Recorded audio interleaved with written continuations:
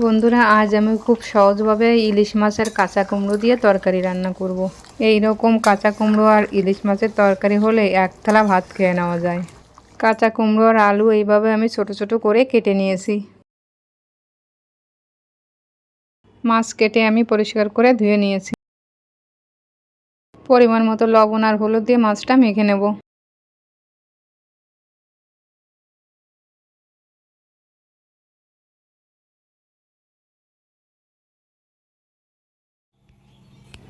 মাছ ভাজার জন্য কড়াইতে সরিষার তেল দিয়ে দেব। তেল গরম হয়ে গেছে, এবার মাছগুলো দিয়ে দেব।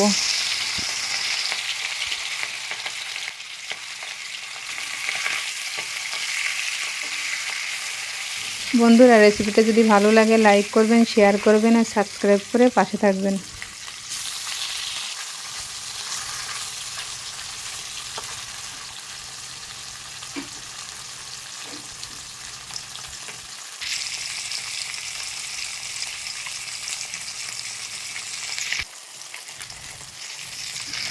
মাছ এক পিঠ ভাজা হয়ে গেছে, এবার উল্টিয়ে দেব।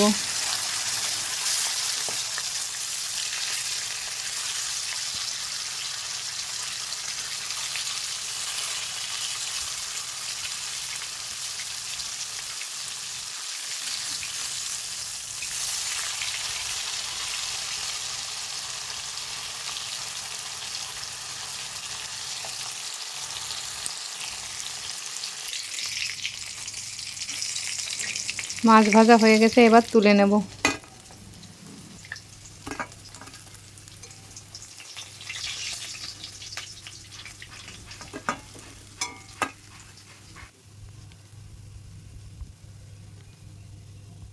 মাছ ভাজা তেলের মধ্যে জিরে আর তেজপাতা দিয়ে ফোড়ন দেব।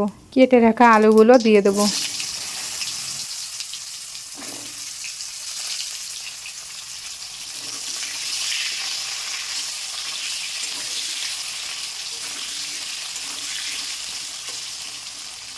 হলুদ আর লবণ দিয়ে আলুটা একটু ভেজে নেব।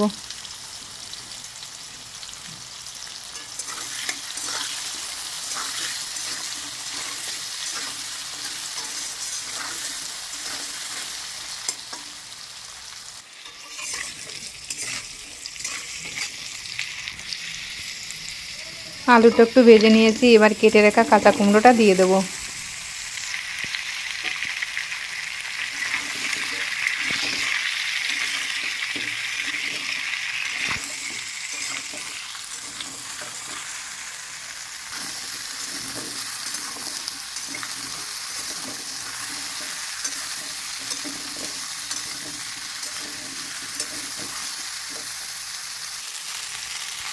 পরিমাণ মতো হলুদ আর লবণ দিয়ে দেব।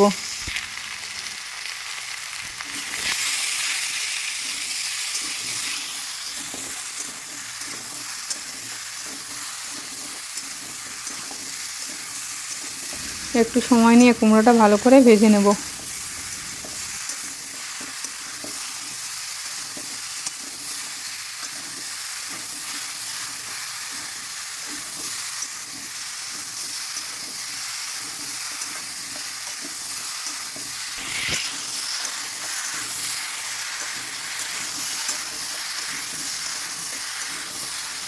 সবজিটা ভালো করে ভেজে নিয়েছি, এবার পরিমাণ মতো গরম জল দিয়ে দেব।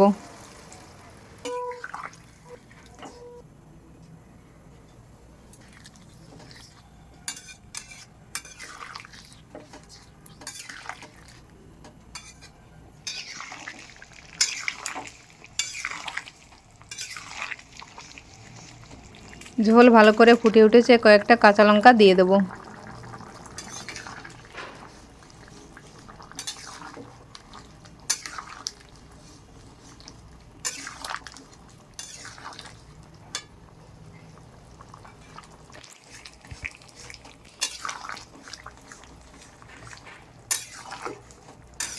আলু আর কুমড়োটা সেদ্ধ হয়ে গেছে, এবার ভেজে রাখা মাছগুলো দিয়ে দেব।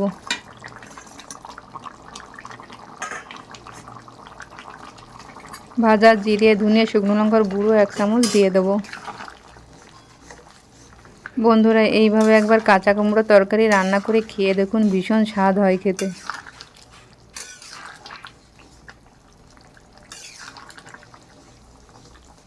কাঁচা কুমড়ো আর ইলিশ মাছের তরকারি রান্না হয়ে গেছে, এবার নামিয়ে নেব।